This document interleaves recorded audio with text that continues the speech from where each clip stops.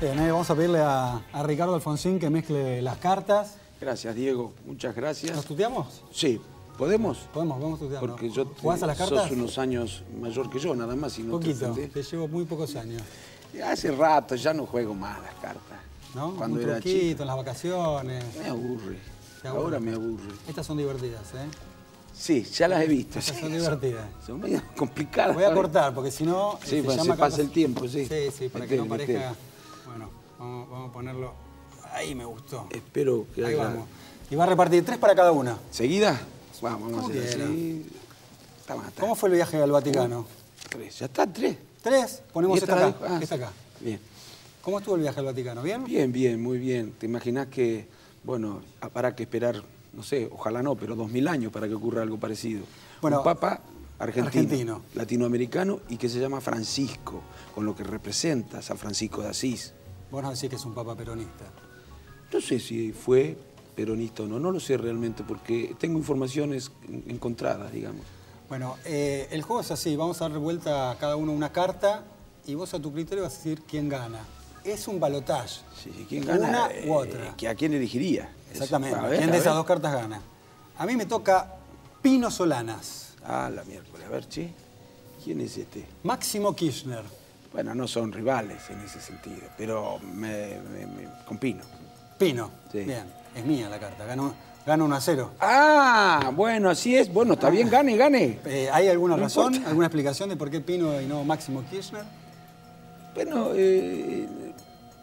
porque me parece que en estos momentos tengo más coincidencias con Pino. Ahora le vamos a preguntar a Ricardo Alfonsín si le gusta la alianza que hizo Pino Solanas con Elisa Carrió. Esto, ustedes saben, se llama Cartas sin marcar. Vamos a tener un programita completo. Va a haber un representante del oficialismo, que me va a decir en qué situación está el gobierno, qué puntaje le ponen al gobierno. Vamos a ver si es tan ultra. Se llama Edgardo de Petri. Lo saludo. Le pido, no tiene micrófono, le pido con los dedos que haga del 1 al 10, un puntaje, con dedos. A ver cuánto le pone. A ver, de Petri. Sí, que no hable, con los dedos, no puede hablar. 10 puntos, bueno. ¿A quién? Al gobierno, es un ultra, ¿no? No hay dudas. No, pero lo que pasa es que el puntaje, el máximo es 50. Ah, bien, entonces le puso poco. 1-0 gana. 1-0 gana Diego. Ganó mi carta, ganó Perfecto. yo. 1-0. ¿Vamos a la segunda? Vamos. Me toca Ricardo Alfonsín. A la miércoles, che. Y Cristina. Y Cristina. Bueno, fácil. Y obviamente Ricardo Alfonsín. Aunque no queda bien que yo lo diga. Bueno, la autoestima anda bien. Sí, no es una cuestión de autoestima, es una cuestión política, digamos. No tiene nada que ver con lo personal. Discrepo con el gobierno en muchas cosas en las que no debería discrepar ninguno. Bien, ahora vamos a charlar un poquito. Vamos a terminar esta ronda. No sé acá que va a votar Alfonsín, Sergio Massa me toca a mí. Uno que ¿Quién? parece que... no, también Y Victoria Donda. Vicky. Vicky Donda. Sí, toda la vida. Bueno, no quedó Zapatero en esta primera rueda, Ricardo Alfonsín. ¿Razones? Bueno, porque tengo muchas más coincidencias también con ella. Además, bueno, Vicky tiene muchos valores. Es inteligente, formada, es una comprometida con lo social, con lo popular. Y además viene de una experiencia muy dolorosa que ha procesado de manera extraordinaria, con un gran corazón, sin rencores, sin resentimiento y con una visión de futuro que es ejemplar también. Ricardo Alfonsín tiene una buena mirada sobre este nombramiento del Papa, de Francisco. Sí. Ha viajado a Italia. Lo que le quiero preguntar, o lo que te quiero preguntar, es la mirada sobre la postura del gobierno, que aparentemente hizo un giro, ¿no? Tuvo un periodo de mucha tensión con Bergoglio aquí en la Argentina y ahora hay como signos de, no sé si de arrepentimiento, sino de cercanía, llamativamente en algunos casos. Sí, a mí me llamaba la atención incluso porque desde el gobierno se piensa mucho cada una de las decisiones, el impacto que puede tener en términos de opinión pública. Y creo que al principio no valoraron adecuadamente. Luego cambiaron. No te digo todo, porque hubo de todo en el gobierno. Sí. Bueno, espero que los cambios sean sinceros. Cuando dicen que, por ejemplo, es necesario el diálogo, el respeto, la humildad y la tolerancia, lo que no significa renunciar a convicciones, pero se procesa mejor la diferencia con diálogo, con humildad y con tolerancia. Voy a preguntar algo que no queda muy claro. Yo escucho que habla bien de Vicky Donda, sí, que ya radicalismo. Ya sé que... Vamos a Francisco de Narváez. Sí, claro. Sí, claro. ¿Te arrepentís? Bueno, al peronismo. No personalicemos. ¿Te arrepentís de esa alianza que hiciste con Francisco Narváez? En su momento no hubo, primero, una alianza limitada a la provincia de Buenos Aires, donde nosotros teníamos una debilidad muy grande en términos electorales. Muy grande, sobre todo en el Gran Buenos Aires. Todavía seguimos teniendo, aunque nos estamos recuperando. Yo quería forzar una segunda vuelta. Y si no forzaba una segunda vuelta, bueno, convertir al Parlamento en un ámbito en el que tuviera mayor presencia la oposición. Y no hubo una sola concesión de tipo ideológico, puede haber sido electoralmente un error, en términos tácticos, pero no hubo una sola concesión, que me digan un solo programa. Ahora, Lula hizo algo parecido en Brasil, no me quiero comparar con Lula, con Alencar, el PRD en México, con el PAN en muchos distritos, donde tenía dificultades, se aliaban. Bueno, y así podríamos ir experiencia de la contradicción, porque se había hecho esa alianza con Francisco Narváez. Con el peronismo. Bueno, con el peronismo. No es lo mismo. En aquellos momentos vos decías que tenías una coincidencia en el 99,9% con el socialismo. Sí. Entonces decías una cosa que iba para allá y cerrabas una cosa por acá. No, bueno, primero, principal, no fue tan así, fue todo conversado. Sí. Y no era muy diferente tampoco de lo que se había hecho en Santa Fe. Bueno, en Santa Fe se había hecho con la coalición cívica, ¿no? El radicalismo, la coalición cívica y el socialismo. Y la democracia progresista y sectores del peronismo. ¿Eso fue en el pasado? Vamos al presente. No, en el presente. Vamos al presente. Pero que en nombre de un objetivo superior, que era construir una alternativa competitiva, a mí no me iba a condicionar nadie si ganaba el gobierno nacional. Nadie me iba a condicionar. Ni me iba a hacer cambiar de manera de pensar. Yo sé bien lo que pienso, lo que quiero y lo que hay que hacer. En todo caso, eso depende de las relaciones de fuerza. Pero de cuidado que no me iba a conseguir. Y de hecho no hubo una. Fue una alianza limitada a la provincia de Buenos Aires, nada más. Digo, ir al presente. Pero de todas maneras, evidentemente, desde el punto de vista electoral, te cuento una cosa, digo. Sí. Porque pareciera, algunos hacen un análisis como si en el 2011 hubiera empezado una crisis en el partido. La crisis empieza en el 2001. Sí, viene bueno, antes. No, te quiero recordar que hubo 3 elecciones presidenciales después del 2001. Una.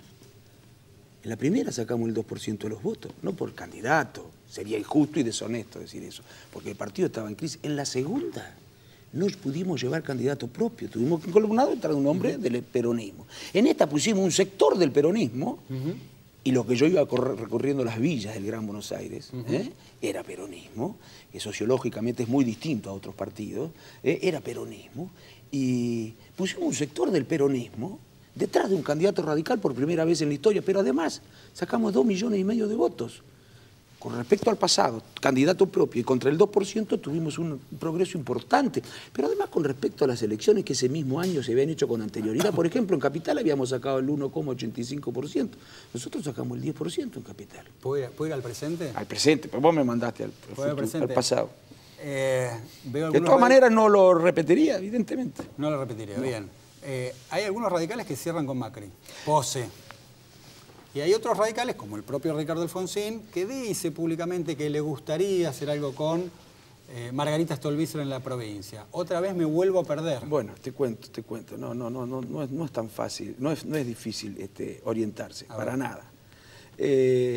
Te digo, me gustaría que la misma pregunta... No, Diego, no me enojes. Me gustaría que la misma pregunta dijera por qué el Frente para la Victoria está con Infran, con Beder Herrera. Ahora le preguntamos con Daniel. A Edgardo de Petri, lo tengo acá, el programa de los 2011 con relación a la provincia era 100% más transformador en lo social. A ver, pero es una mala defensa. No, está bien. Porque es decir, ellos hacen esas macanas, ¿por qué no podemos hacer macanas nosotros? Más o menos no es una defensa.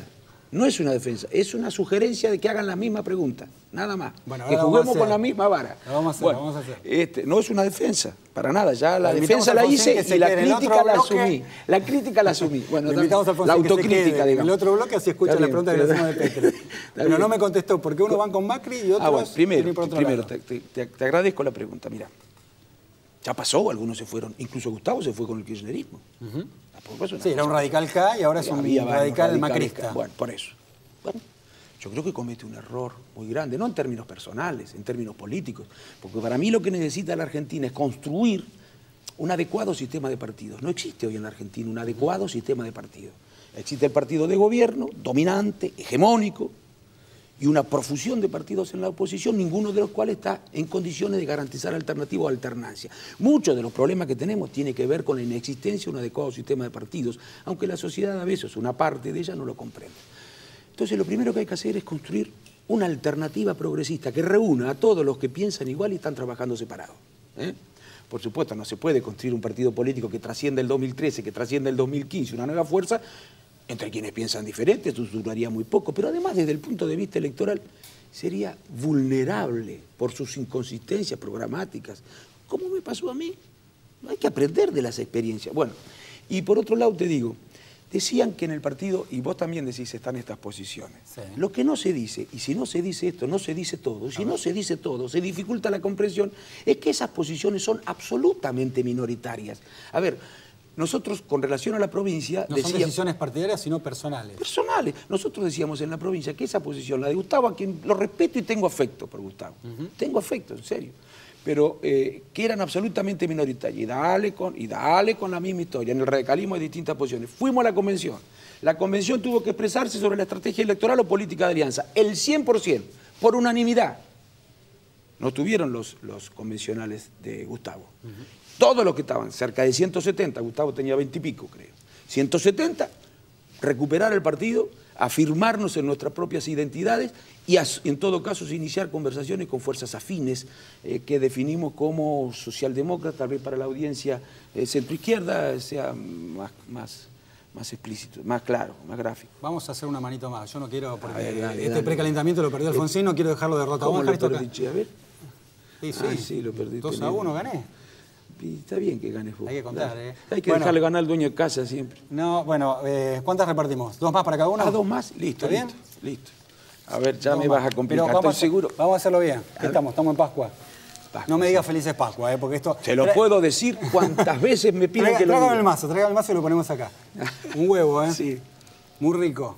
Sí. Barato, pero rico. Lilita Carrió me toca a mí. Ah, la miércoles, che. ¿Quién es este? Mariotto. Mariotto. No, Lilita. Lilita.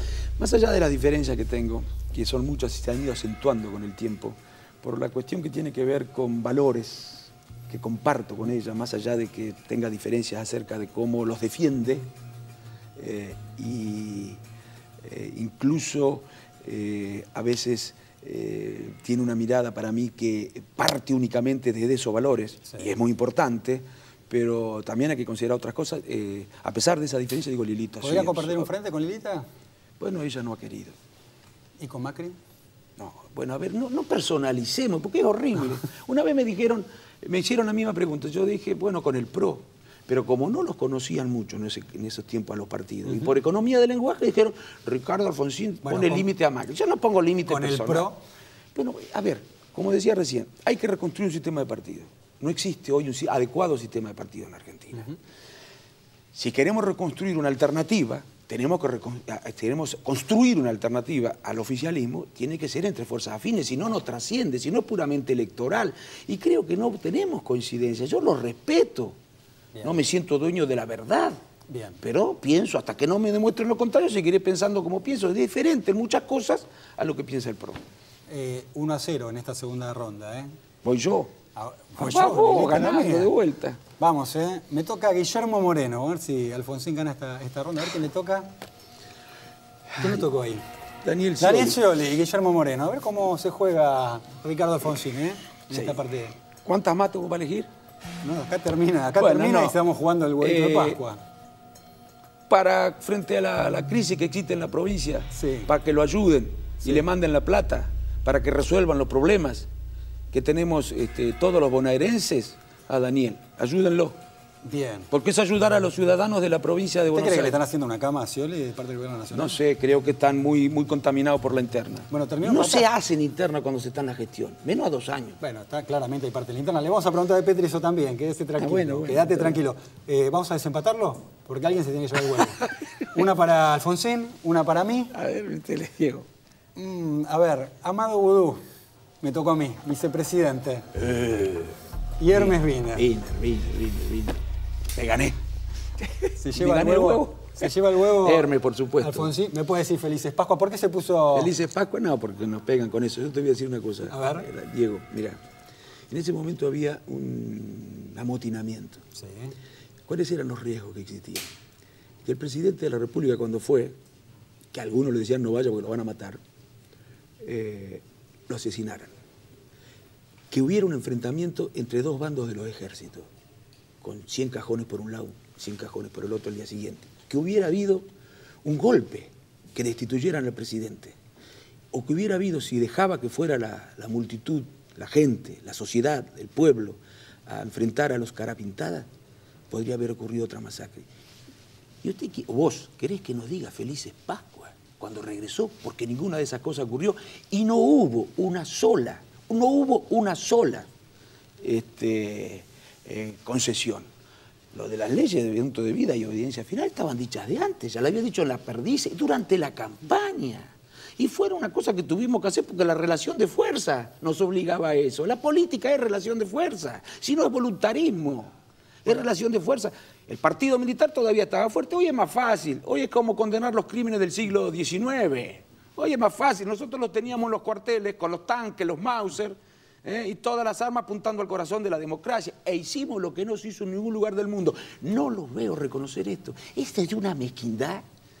Los que decían que no se podía hacer nada, nosotros que enjuiciamos a los principales responsables y pusimos preso a 200 generales y oficiales, y ellos después los indultaron. Los que decían que no se podía hacer nada, nos dijeron que hicimos poco. Hay que ser. Mira, eso es igual finalmente hubo un reconocimiento a su padre. En privado. Sí, en un acto en Casa de Gobierno. Cuando Néstor Kirchner dice en Plaza de Mayo que la democracia no ha hecho nada, el Estado no ha hecho nada por los derechos humanos, estamos en deuda, les dice a las madres, después él lo llama a mi padre.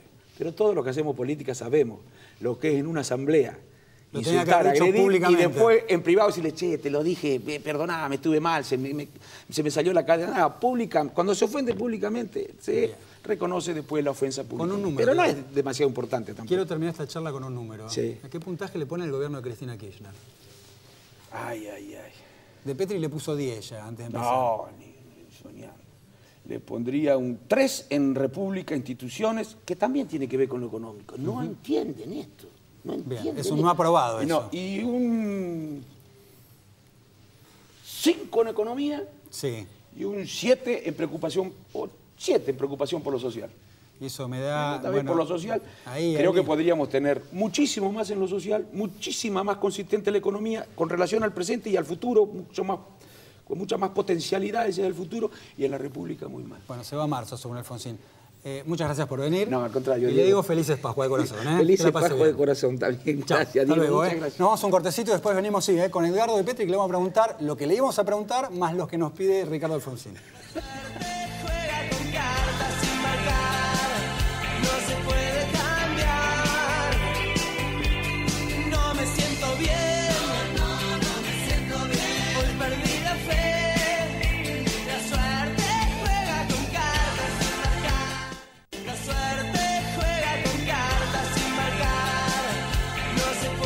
Bien, espero que Ricardo Alfonsín esté viéndolo el programa porque está preocupado si le preguntamos cosas difíciles o no a Edgardo de Petri, que ya le puso 10 puntos a la gestión del gobierno, algo muy distinto a lo que considera el propio Ricardo Alfonsín, y le puso 3, 4 y 7 o algo así. ¿Lo quieren echar a Scioli?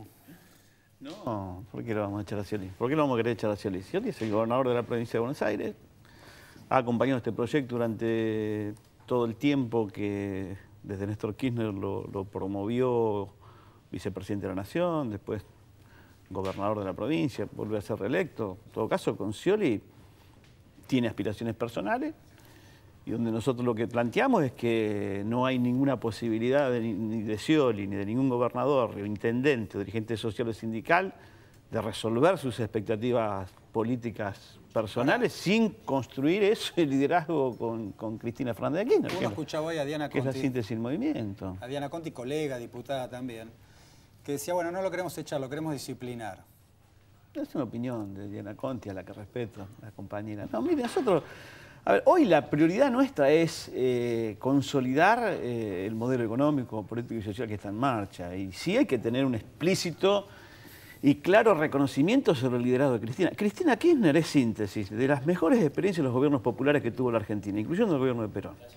Y también Cristina es síntesis de la resistencia al neoliberalismo. Por eso Cristina Kirchner hoy es la expresión más alta y más legítima del movimiento nacional, que debe consolidar sobre todo su gestión de gobierno. Y me parece que lo que hace Scioli de lanzar su candidatura y alentar fotos, por ejemplo, con Echeverre. Echeverre está planteando la devaluación de la moneda nacional, ¿no? El dólar ilegal está fogoneado por Echeverre y la sociedad rural, por el Grupo Clarín, que lo pone como el gran tema de la política económica de los argentinos. Con el tema de las fotos. No, yo lo que digo es que si él cree que va a ser presidente yendo a sacarse fotos con los que son enemigos del gobierno y del pueblo argentino, porque quieren volver a las lógicas devaluacionistas, de ajuste y de represión, evidentemente va perdiendo posibilidad de representarnos a nosotros, porque yo creo que nadie llega en Argentina, de adentro del peronismo y de adentro del Frente para la Victoria, si no construye ese liderazgo y esa decisión con Cristina Fernández de Kirchner. Yo no minimizo el peso que tiene una foto, tiene un peso simbólico, sobre todo en política, pero es una foto. Sí, no, yo por eso... Entonces, no, la foto no es el problema, pero sí me parece que hoy, donde hay una puja con los poderes económicos muy fuerte, a ver, Ernestina Herrera de Noble es papel prensa, es el Grupo Clarín, la ley de medios, está en rebeldía con la ley, digamos, ¿no? Es el ariete que tiene el poder económico para que todos los días trata de gastarlo el gobierno. Se sacaron fotos con Scioli. Sí, por supuesto. ¿Cómo no ¿Scioli podría ser el candidato del espacio oficialista? No, el candidato del espacio oficialista lo va a resolver la presidenta de la Nación. Para nosotros, ¿ves Cristina Kirchner? Vamos a jugar un poquito. O alguien que diga Cristina Kirchner. Vamos a jugar un poquito. No son las cartas, vamos a jugar. No. Cristina Kirchner no puede ser reelecta. Decide que sea Scioli. ¿Sí? Ella dice, me gustaría que sea Scioli. ¿Ustedes se encolumnan detrás de Scioli? Pero esa es una construcción que es parte de la decisión de la propia presidenta. Nosotros no vamos a hacer futurología. La que sí puede decir que sea presidente Scioli, bueno, por supuesto que Cristina Kirchner evaluará en su momento quién puede ser el candidato que nos represente. Yo creo que igualmente hoy la cuestión electoral no es lo central. Nosotros no estamos planteando la cuestión electoral como la cuestión central. Estamos planteando quiénes son los que enfrentan al gobierno. Y lo digo clarito, la mesa de enlace y el dólar ilegal que quieren devaluar. Sí. El Grupo Clarín, que está en rebeldía, que está en ilegalidad con la ley de medios y que trata de no democratizar la palabra y la imagen y la información en la Argentina. Los sectores como La Baña, que expresan en el Grupo Techín, también la salida devaluadora, pero también quiere el ajuste, ¿no? Quiere achicamiento salarial, ¿no? Y hay algunos que juegan a la interna. Hay sectores del sciolismo que juegan a la interna promoviendo la Scioli del presidente. Y adentro de ese juego hay dirigentes sindicales, hay dirigentes sociales, hay economistas que proponen fórmulas alternativas al modelo nuestro, y me parece que la discusión nuestra hoy es consolidar a Cristina. Bueno, la pregunta es, en medio de esta interna, evidente, clara, explícita, ¿no hay alguna manera de resolver un problema concreto, que es el de los docentes? Más allá de quién sea la responsabilidad, porque acá lo que parece, voy a repetir algo que se dice mucho, los docentes terminan siendo rehenes de esta interna del Frente para la Victoria. No, de ninguna manera. Los docentes primero que han planteado un paro importante, con un altísimo nivel de acatamiento y tienen una demanda salarial. Uno podrá estar o no de acuerdo, pero es un reclamo salarial. ¿El gobierno nacional no puede hacer una ayuda? No, el gobierno de la provincia de Buenos Aires tiene que hacerse cargo, resolver y convocar a los docentes a no solamente discutir la pauta salarial, sino a discutir toda la política educativa. Los docentes están planteando el tema de los comedores, de las infraestructuras de las escuelas. Me parece que el gobierno de la provincia tiene que haber planificado antes, al inicio del año, cuál iba a ser un poco la pauta salarial y cuál era la forma de financiar ese aumento salarial. Yo creo que se quedaron cortos con la reforma fiscal que hicieron en el sector rural. Me parece que ahora están pagando, la mesa de enlace o los ruralistas están pagando menos que lo que pagaban antes. Entonces creo que ahí hay un problema de... El gobierno ayuda. Mire, el gobierno... a la provincia de Buenos Aires le hemos prorrogado, le hemos redefinido todo su endeudamiento, ¿no? Tenemos un nivel de inversión muy fuerte. En la provincia de Buenos Aires la asignación universal por hijo tiene un impacto tremendo en lo que es la baja de desocupación, de pobreza y de indigencia. Los millones de puestos de trabajo, la mayoría están en la provincia de Buenos Aires. Las inversiones públicas en cloaca, en vivienda. Yo le doy un dato, había 80.000 casos de hepatitis en todo el país en el 2005-2006. Hoy no se registran. ¿Y eso qué es? Eso es cloaca. Eso es agua potable. Hay más de 11.000 millones de pesos invertidos por el Estado Nacional en la provincia de Buenos Aires. Estatizamos una empresa que era Suez, que gerenciaba, concesionaba el agua potable de los argentinos, y nosotros la estatizamos y hicimos unas obras extraordinarias. Hago una pregunta muy concreta y tiene que ver con esta interna. ¿A ustedes lo imaginan a Scioli manteniendo la asignación universal? ¿Lo imaginan a Scioli sosteniendo la ley de medios? ¿Lo imaginan a Scioli estatizando distintas empresas como parte de una política de gestión, sea presidente o no Scioli? El candidato del ¿Cuál poder es la hoy... duda con Scioli, el candidato ¿no? del poder... Sí, no, yo no te voy a contestar eso. Yo te voy a contestar quién es el candidato del poder económico hoy en la Argentina. A ver. Es Macri. Así como está el candidato del poder, el que quiere la devaluación. ¿Y el entonces que cuál quiere es el problema con Scioli? Ahora te voy a contestar de Scioli. A ver. El que quiere la devaluación, el que quiere el ajuste, la rebaja salarial, que no haya asignación por hijo, que no haya fútbol para todos, que vayamos a un sistema privado de salud, de educación y del sistema previsional y volver a privatizar YPF, es Macri. Ese es el candidato del poder. El segundo candidato del poder es Wiener. Ahí lo dijo Alfonsín. Es Wiener el segundo candidato del poder. Por eso van a arreglar con los radicales. Alfonsín no dijo que es el candidato del poder. No, bueno. Dijo que ellos van a arreglar. Cuando arreglan los radicales, ya está. El segundo. ¿Qué necesita el poder también? Que adentro del Frente para la Victoria haya un candidato de ellos. Quien viene a trabajar esa tarea es Alberto Fernández, porque Alberto Fernández es un hombre de consulta del poder, de Mañeto, del grupo Techín y de los sectores más concentrados de la economía. Scioli o discute con Cristina su perspectiva, que puede ser presidente, puede ser gobernador, no, gobernador puede ser más, diputado, senador, o discute con Cristina Kirchner para hacer, y con lo cual se pone a construir esa síntesis con Cristina, o es candidato del poder, porque Scioli también puede ser candidato del poder. No les gusta que hable con otros.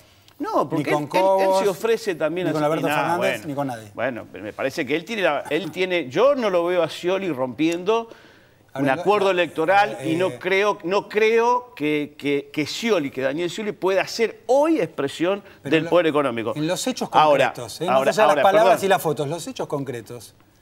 ¿Scioli en algún momento hizo un gesto de deslealtad con el gobierno de la Nación? No, el problema, cuando digo que no lo veo, porque... Digo, hasta fue parte de las testimoniales, ¿no? Scioli, enfrentando a Cristina Kirchner, pierde.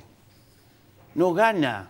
Acá una cosa es lo que se dibuja en los tableros de los diarios, lo que se escribe en las redacciones, y otra cosa es la realidad. ¿Cuándo la enfrentó? La presidenta, no, estoy planteando una opción de ruptura como la quiere hacer Alberto Fernández o la quiere hacer Cacho Álvarez, no, los sectores del dualdismo, que creen y ven en Scioli la posibilidad de una disputa al interior del Frente para la Victoria. Aparte va a haber elecciones internas. Bueno, para esto se anima a hacer futurismo. Para mis preguntas no quiere hacer futurismo. Yo no hago futurismo. Yo construyo la política desde mi lugar y trato de cambiar la realidad todos los días. Y uno ve cuando recorre el territorio que Cristina Kirchner tiene el mayor nivel de legitimidad y de Cristina Kirchner le saca 40 puntos al segundo de la oposición y también le saca 40 puntos al segundo de los nuestros. Con lo cual... Dos temas. Uno que dijo Cristina Kirchner de la Plaza del 24. Le pegó a la izquierda, habló de garrotes. No, bueno, pero eso es un debate uno creía que venía de la visita al Papa con un discurso de amor y paz, dijo que iba a terminar con el odio. Y empezó a tuitear desde el avión y habló de los garrotes de la izquierda. Pero esa es una discusión que recorre todo el movimiento popular, no solamente Cristina Kirchner. Nosotros no estamos de acuerdo, nosotros en la resistencia al neoliberalismo, sabes bien que estuvimos en la calle peleando duramente contra el neoliberalismo, bueno, tampoco estábamos de acuerdo con grupos, sectores que se tapan la cara y andan con garrote movilizando, porque eso no es la imagen que la sociedad y los trabajadores y los sectores populares no nos fortalecemos cuando marchamos así. Con lo cual, que la presidenta opine de que no hay que ir con cara tapada y con garrote, me parece que es una opinión muy legítima y muy importante a tener en cuenta. No dijo eso exactamente. No dijo sí, eso dijo habló que... de garrotes. No, pero algunos, lo que pasa es que algunos fueron a provocar. Algunos fueron a provocar e intentan crear... acá hay mucha política mediática. Entonces, saben que el Grupo Clarín, en vez de mostrar que hubo 100.000 personas movilizadas, van a querer mostrar que hubo palos y que hubo alguna trifulca, o que a veces, que aparte en las marchas del movimiento popular, alguna vez algún empujón, alguna situación bueno, pero nos ha pasado. Yo en todo caso hubiese diferentes resaltado, son las patoteadas, ¿no? Que hacen algunos grupos ultras que van con un objetivo ahí de lograr salir en los diarios y cambiar el eje de la información. En vez de escuchar a Estela Carlotto, de lo que dijo, donde acusó no solamente a los militares, sino que dijo Clarín, dijo Techín, dijo Pérez Compán, ¿no? Como responsables del genocidio, y dijo, hubo sectores económicos, Martínez Dios, el cerebro que ideó la represión y la desaparición de los compañeros para imponer un modelo de ajuste y de represión, de pobreza y de miseria. En vez de escuchar eso, bueno, algunos son funcionales a que se diga hubo disturbios en la plaza y por eso marcan con garrote. Fue Cristina la que puso sobre la mesa el tema. Yo hubiese destacado que en la plaza hubo expresiones de distintos colores y eso hubiese estado bueno. Lo que se destacó es los garrotes, que abollaba ideologías, recordaba a Mafalda. no sé, creo que fue un error. No, son opiniones. ¿No? Es la Plaza del 24, no, ni más ni menos. No, me parece que se quiere maximizar o hacer aparecer el tuit por encima de la decisión más importante que ha tenido la plaza, la demostración más importante que tuvo la plaza, que este es el gobierno de los derechos humanos, que este es el gobierno que sienta en el banquillo de los acusados, que los juzga a los represores, a los asesinos y los manda a cárcel común. Y esa expresión hoy es tomada no solamente por el gobierno, sino Cristina dijo algo muy importante. Plaza repleta de jóvenes, ¿no? Y eso es lo maravilloso. Bueno, justo Alfonsín se quejó en materia de derechos humanos porque no le dieron el lugar que cree que merecía su padre. Un día como hoy, Alfonsín decía Felices Pascua. Congreso, Bueno, decía, y también decía que algunos héroes de Malvinas, que fueron héroes en Malvinas, ¿no? Que hizo la reivindicación de Rico y después vino la ley de Vencería de punto final. Bueno, exactamente. Vamos con la última pregunta. Vamos a recordar que Edgardo de Petri es dirigente, además diputado, dirigente de la CTA. De la CTA oficial. Y la CTA opositora se ha juntado con Hugo Moyano, titular de la CGT, opositora también, para llamar a un paro. No le pusieron fecha todavía, pero viene como un año agitado en materia sindical. ¿Cómo ve esta alianza de Micheli, ex socio suyo, o parte de su mismo espacio en la CTA, ahora junto a Hugo Moyano? Bueno, yo creo que son dos expresiones que juegan en la estrategia electoral. Uno juega con De la Sota, ¿no? Labaña, Moyano, y Micheli juega con Wiener en esta expresión de disputa electoral. Me parece que los trabajadores no van a enfrentar a Cristina Kirchner. Yo creo que les sirve para salir una tapa a los diarios, pueden movilizar miles de trabajadores, pero en realidad no conmueven el sentimiento de los trabajadores argentinos que han visto con Cristina Kirchner y antes con Néstor recuperar el trabajo. Acá hay 5 millones de puestos de trabajo creados. Acá hay discusión convencional sin techos, ni pisos ni techos en la paritaria. Acá tenemos la asignación por hijo, que hay más de 3,5 millones de pibes cobrando la asignación por hijo. Hemos estatizado YPF, vamos a encontrar un recurso central para la economía como es el tema del petróleo. Acá estamos planteando y hemos nacionalizado el sistema previsional. Incorporamos más de 3 millones de compatriotas que no tenían aportes previsionales. Entonces me parece que el intento de los dirigentes sindicales de hacer enfrentar a los trabajadores con Cristina Kirchner va a un fracaso escandaloso. Y yo lo que sí lamento entre Micheli y Moyano es haber conformado la CONAGRES. Mire, la CONAGRES la conformamos desde antes, con Víctor de Genaro como secretario general. Una frente de gremios estatales, ¿no? Cuando Menem lanza la ley de reforma, de emergencia administrativa y de reforma del Estado, que puso en virtual liquidación el patrimonio público de los argentinos y fue el primer paro nacional de los trabajadores estatales contra el menemismo. Querer hacer aparecer a esta CONAGRES como parte de aquella CONAGRES es tragicómico. Por sí o por no, porque me quedan 10 segundos. En algún momento usted me dijo que el PJ era una asociación ilícita. ¿Sigue pensando lo mismo? Algunos sectores del PJ son una asociación ilícita, por supuesto. ¿Dos nombres? Y de Narváez, de la Sota, un menemismo tardío. Pero esos sectores han sido claramente vínculos de los grupos económicos y no nos olvidemos que Domingo Cavallo vino a la política nacional de la mano de la Sota como candidato a diputado nacional. El mismo que estatizó la deuda fraudulenta que le hicieron los sectores privados y que hoy paga el pueblo argentino. Bien, le agradecemos a Edgardo de Petri y antes de ir al corte voy a anunciar quién viene. Se llama Sergio Ciancaglini y vamos a hablar de una manera distinta de hacer periodismo y vamos a debatir un poquito sobre periodismo independiente o periodismo no independiente o como quieran llamarlo, militante, ya que esta está en boga. Alguien que ha emprendido algo muy original, muy pero muy original y les recomiendo que se queden, que estén atentos porque me parece que tiene otro concepto, otra manera de hablar y de llegar a la gente. Después del corte.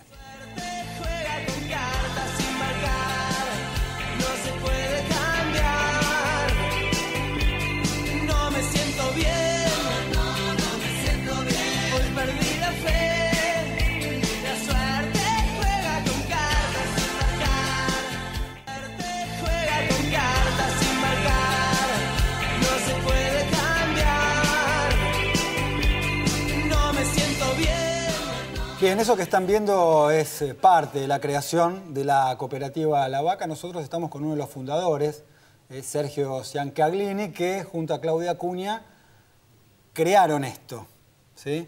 Yo lo presentaba como verdadero periodismo independiente, ya que se debate tanto entre periodismo militante e independiente.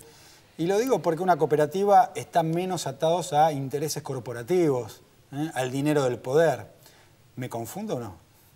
No, justamente la idea de hacer la cooperativa fue, en realidad, Diego, te cuento que en las redacciones, yo he trabajado en La Razón, en Clarín, en Página y demás, pero siempre había una anécdota de esos días negros que uno dice, ¿por qué me metía en este trabajo? Y la fantasía, nuestra isla desierta, digamos, era, un día habría que crear una cooperativa y poner un bar. La idea era lo de la cooperativa como algo donde no hubiera jefes, por obvias razones. Y luego el bar como un modo de no hacer nada, de dedicarnos a algo más placentero que el periodismo en esos malos días, digo. Pero nos pasó algo con el tiempo que fue increíble, que es que tenemos la cooperativa, que nació en Internet, la página es www.loaca.org, que claro, con el correr del tiempo nos dimos cuenta que es una de las primeras agencias de noticias por Internet que hubo en el país. Nos armamos como cooperativa con el criterio justamente de hacer lo que nosotros queríamos, trabajando con la gente que a nosotros nos gusta, y eligiendo los temas que ustedes creen interesantes, no los que lleva la corriente. No necesariamente eso, porque además el hecho de trabajar con nuestro propio criterio nos permitía, primero, una herramienta muy económica y fascinante desde el punto de vista de lo que fue como creación del pensamiento colectivo, que es Internet. ¿Cuándo nació? Porque por ahí lo estamos presentando y la gente piensa que es algo de estos días, y tiene ya sus años, muchos. Claro, la cooperativa nació en el 2001 y uno de sus primeros trabajos fue contar quiénes eran los chicos que murieron el 19 y 20 de diciembre. Murieron, a quién habían matado. Para entender un poco cuál era el sujeto, el protagonista de eso que estaba ocurriendo en las calles. Y nos parece que aquella época justamente es una época de un quiebre muy grande con respecto a nuevos modos de pensar la política, la democracia, la comunicación. Bueno, yo decía que pueden transitar por lugares distintos y abordar temas que los grandes medios ignoran. Entre los últimos temas que veo ahí que han tratado, lo vi en la página de internet, tiene que ver con estos 10 años de la votación en Esquel, donde la comunidad se había opuesto a un proyecto minero transnacional. Los grandes medios lo ignoraron, fue una movida de 6.000 personas ahí en Esquel, y uno leía a los grandes medios, esto sucedió la semana pasada, no hace un montón, la semana pasada, no salió prácticamente a ningún lado. Pero fíjate que además es un hecho que para mí es... A ver, yo te propongo que vos pienses si es importante o no. Hace 10 años la comunidad decidió plantarse frente a un proyecto transnacional. Yo estoy lleno de amigos revolucionarios, pero no conozco ninguno que pare en serio a una minera con todos los dólares del mundo, todo el apoyo político, nacional, provincial, de donde quieras, mediático, el dinero, la policía y el Poder Judicial. Todo esto contra una pequeña comunidad que de pronto se planta y logró crear un plebiscito que me pareció un arma democrática maravillosa. Porque si no, nos confundimos la palabra democracia con la palabra sistema electoral. Toda esta noche vos has estado hablando de elecciones. Y yo digo, bueno, las elecciones son muy interesantes, pero ¿eso es la democracia? ¿O la democracia es que la gente pueda decidir sobre su propio destino sin delegar el poder? Bueno, fue un claro ejemplo de democracia participativa, ¿no? Donde la gente le dijo no a una minera, ni más ni menos. Primero le dijo no al poder de turno, que le estaba dando lugar a esa minera, y después le dijo finalmente no a la minera. Te quería preguntar, Sergio, más allá de este tema en particular, porque la gente dice una cooperativa y que yo, sí, pero ¿de qué viven? ¿Cómo se financia la cooperativa? La cooperativa tiene un capital muy importante que no siempre se cuenta en términos económicos, porque a los economistas no les conviene que se cuente, que es el capital humano. Si yo tengo ganas, entusiasmo, pasión o lo que fuera para hacer algo, los elementos, digamos, materiales ya van a aparecer. En el caso de una cooperativa, es una cooperativa de trabajo, o sea que su fin es dar trabajo, lo que no tiene es fines de lucro, en el sentido de que haya un empresario que se quede con una ganancia que después permite los yates y todas esas cosas. Está bien, pero alguien te escucha y no es un chico de 15 años, ¿no? Es un señor, Sergio. Y dice, bueno, por ahí tiene familia, hijos, necesidades. Exacto. ¿Cómo se banca? Por eso te decía exactamente que el criterio es ese, que es que somos cooperativa de trabajo, o sea que se necesita los ingresos para que la cooperativa trabaje y que sea multiplicador de trabajo. Tenemos el bar que te contaba. Tiene un bar, una editorial. Tenemos un bar que es en Hipólito Yrigoyen 1440, que es a la vez un centro cultural alrededor del cual trabajan otras 60 cooperativas. Se llama Muy Punto de Encuentro. Muy Punto de Encuentro. Ahí, por ejemplo, es buenísimo, por ejemplo, la yerba de cooperativas misioneras, que está muy bien trabajada y elaborada y demás, porque son yerbas que no encontrás en los supermercados. Bien. Y de paso ayudás a gente que hace... De la cooperativa, y tomás mate excelente que en otros bares normalmente no hay. Déjame abrir una ventanita antes que sigas, porque, bueno, La Vaca, Muy... ¿La vaca qué es? ¿Por qué se llamó La Vaca? Porque es la colecta de recursos que hacemos entre todos. ¿Para hacer la vaquita? La vaquita. Vos traes la guitarra, yo llevo la cerveza y hacemos un viaje juntos, digamos. Bien. Esa es la idea.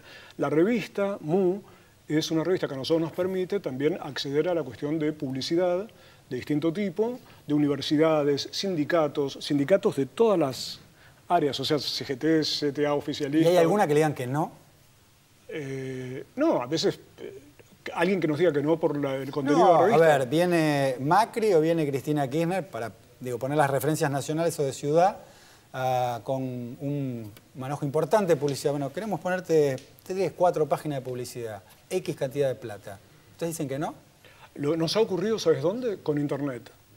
Nos han querido poner mucho dinero por la página de Internet, pero nosotros creemos que el contrato de lectura con el público por ahora nos lleva a pensar que no queremos que ahí haya publicidad para que se entienda esto que mencionabas vos de la independencia. Lo que pasa es que ya lo hemos ejercido, porque incluso en la revista tenemos cantidad de avisos donde de pronto ocurren críticas con respecto a quienes ponen esos avisos, pero nos conocen y saben que lo que hay es una lealtad y una credibilidad que nos ganamos con respecto a los lectores, que yo te diría, digo que se puede pensar en estos términos. Vos sabés que hemos creado Aresia, que es una gran asociación de revistas culturales independientes, sí, que como en el caso de Mu, o Barcelona, La Garganta Poderosa, o tantas otras que hay, revistas de medicina, de todo tipo, si existen por algo es porque tienen un vínculo con los lectores, porque no tienen subsidios al papel, no tienen pautas oficiales, no tienen esas cosas que normalmente hacen que muchos medios puedan ser muy poderosos. Estas revistas lo que tienen de poder es un vínculo con los lectores, y eso lo que permite es también ganar esa independencia en la que vos estabas... ¿Qué pasa con Internet? ¿Aparece como una competencia? Internet, redes sociales. Digo, aparecen como muchos periodistas sueltos que empiezan a tener su blog, sus publicaciones. ¿Les compiten? No, al contrario, nosotros somos parte de eso. Porque, no, ¿sabes qué? Me parece que siempre hay una coexistencia. Porque si no, fíjate, cuando nace la televisión decían que era la muerte de la radio y del cine. Y cuando había nacido el cine decían que era la muerte del teatro. Después todo coexiste, hay distintos espacios. Lo que yo creo es que hoy en día pasa al revés. Creo que los distintos medios, Internet, las redes sociales, la revista en papel, la editorial, tenemos varios libros publicados, todo eso coexiste y se potencia en un mecanismo, en un universo de comunicación cada vez mayor, porque Internet lo que te da es la llegada al mundo. Nosotros estamos haciendo un programa de radio que se llama Decimú, es un programa semanal de 1 hora, que se emite en este momento por 120 radios, la mayoría son de la Argentina, y hay de México, de España, de Uruguay. ¿Por qué? Porque Internet permite esa llegada, pero a la vez las propias radios toman el programa y lo transmiten. Fíjate que estamos hablando de un universo totalmente diferente al que estábamos acostumbrados. Yo estoy sorprendido. Como yo soy viejo, veo que es como una posibilidad nueva y muy fuerte. ¿Y la ley de medios les abre alguna otra puerta? ¿O le es indiferente al proyecto que tienen ustedes? Frente a la ley de medios nacieron, se consolidaron muchas radios. Digo, pues está la posibilidad de que las cooperativas accedan a distintas radios, ¿no? Pero nosotros pensamos en una opción, que era, más que tener la radio o la pelea por la antena, por así decir, nos pareció que era más interesante crear contenidos, o sea, seguir en nuestro rol, que es el de poder crear contenidos, y por eso tenemos 3 programas de radio que se refieren a temas de derechos humanos, al tema de salud mental, o programas más generales, que se emiten por las distintas radios, muchas de las cuales existen desde antes que la ley de medios, y que en todo caso son la expresión que ya existía en la Argentina de una novedad enorme, casi revolucionaria, que es, aquello que eran radios truchas y demás, eran las únicas que tenían una raigambre muy fuerte con sus propias comunidades,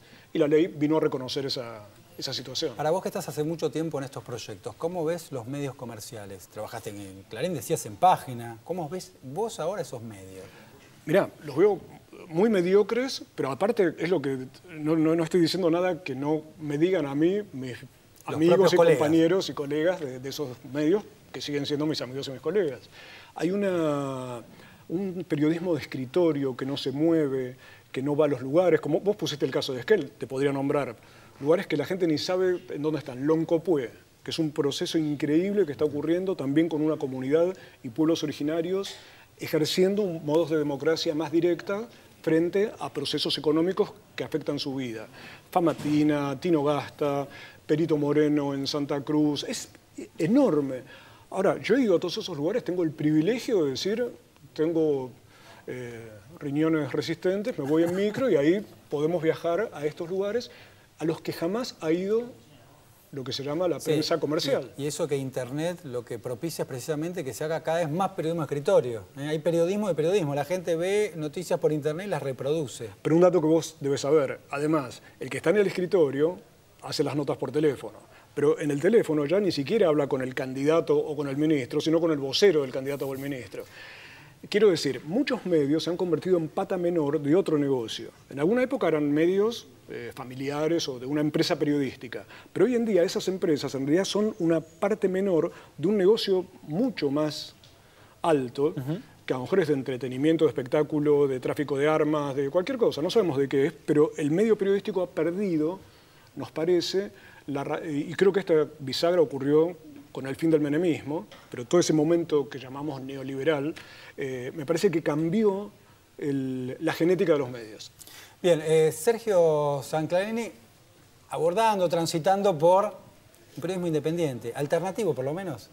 No, no nos gusta llamarlo alternativo. Vos sabés que yo te he hablado de las radios, sí, y las radios son poderosas en sus Bueno, déjame decir lugares. independientes. ¿Lo puedo cerrar ahí? Sí, pero sin que sea algo pomposo. Nos parece que la independencia no nos gustaría que fuera una etiqueta o un cartel, sino algo que sabemos ganarnos cuando trabajamos. Gracias por venir, Sergio.